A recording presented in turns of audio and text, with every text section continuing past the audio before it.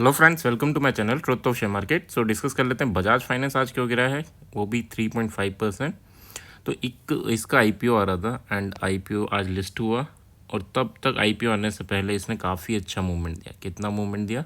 6500 चल रहा था और 75, 76, 7700 तक आया। ठीक है। एंड जैसे ही आईपीओ लिस्ट हुआ, जब सब बुलिश हुए, तब जो इन्वेस्टर्स हैं, जो बड़े प्लेयर्स हैं, उन्होंने एग्जिट कर दिया। अब कल के लिए क्या पॉसिबिलिटीज़ हैं? क्या और गिर सकता है या फिर यहाँ से बाउंस कर सकता है? First of all, this video is only for education purpose. यहाँ मेरा Telegram link and WhatsApp number given है, सो प्लीज़ ज्वाइन कर लें। स्टार्ट करते हैं विद बजाज फाइनेंस। ये 1 आवर की कैंडल्स हैं। फर्स्ट आवर में अगर हम बात करें तो देखो 7680 के अराउंड से गिरा और 7340, तो काफ़ी बड़ा फॉल था।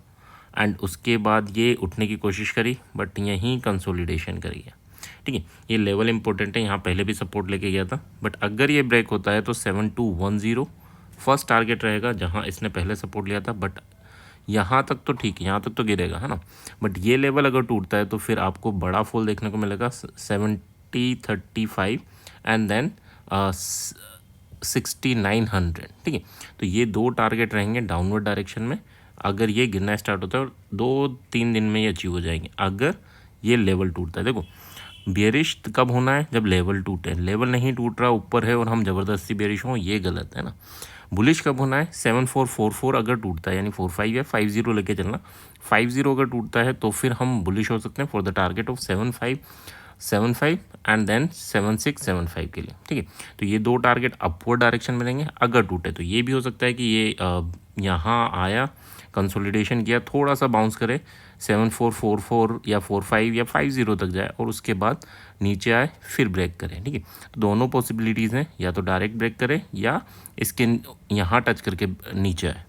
ये नहीं करना कि हम बियरिश इसके ऊपर चला जाए और हम बियरिश रहें। ठीक है, अगर हम बियरिश हैं तो जैसे ही इसके ऊपर जाता है तो हमें निकल लेना है, क्योंकि फिर ये बुलिश हो जाएगा।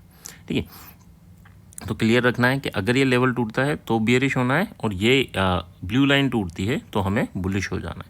लेवल आपको क्लियर होने चाहिए 7450 for bullish and 7330 for bearish. ठीक है, ये लेवल है ना। और यहाँ पर आएगा तो हमें प्रॉफिट बुक करना है। यहाँ आके डायरेक्टली नहीं तोड़ेगा। ठीक है, फर्स्ट कैंडल में तोड़ दे तो बात अलग है, बट यहाँ आके डायरेक्टली नहीं तोड़ेगा। अगर बाद में आता है तो थोड़ा कंसोलिडेशन करेगा, थोड़ा बाउंस करेगा, तो यहाँ बुक करके हाफ पर आता है, फिर हम सेल कर सकते हैं। ठीक है, इस वे में आपको प्लान करना। नीचे आए, इन लेवल्स पे आए तो यहाँ पर बुक करना है, फिर ऊपर आए, हाफ पर आए, फिर हम सेल कर सकते हैं। तो इस वे में प्लान करना। ऐसा नहीं कि हाँ यहाँ बैठे हैं सेल करके, ये टूटते ही और हम इस टारगेट का प्लान करें। ठीक है, टारगेट सिंगल यानी यहाँ पर सपोर्ट बनेगा, यहाँ पर बाइंग आएगी थोड़ी सी, और फिर यहाँ पर भी बाइंग आएगी और यहाँ पर भी बाइंग आएगी। ठीक है, तो हर लेवल पे बाइंग जरूर आएगी। हमें बुकिंग किस वे में करना है वो क्लियर रखना है कि लेवल पे आया, बुक कर लिया, हाफ अगर ये वापस ऊपर गया तो फिर सेल कर दिया। ठीक है, और इसके ऊपर हमें बियरिश नहीं रहना। वैसे बियरिश हैं हम, बट इसके ऊपर हमें बियरिश नहीं रहना। ठीक है, 2450।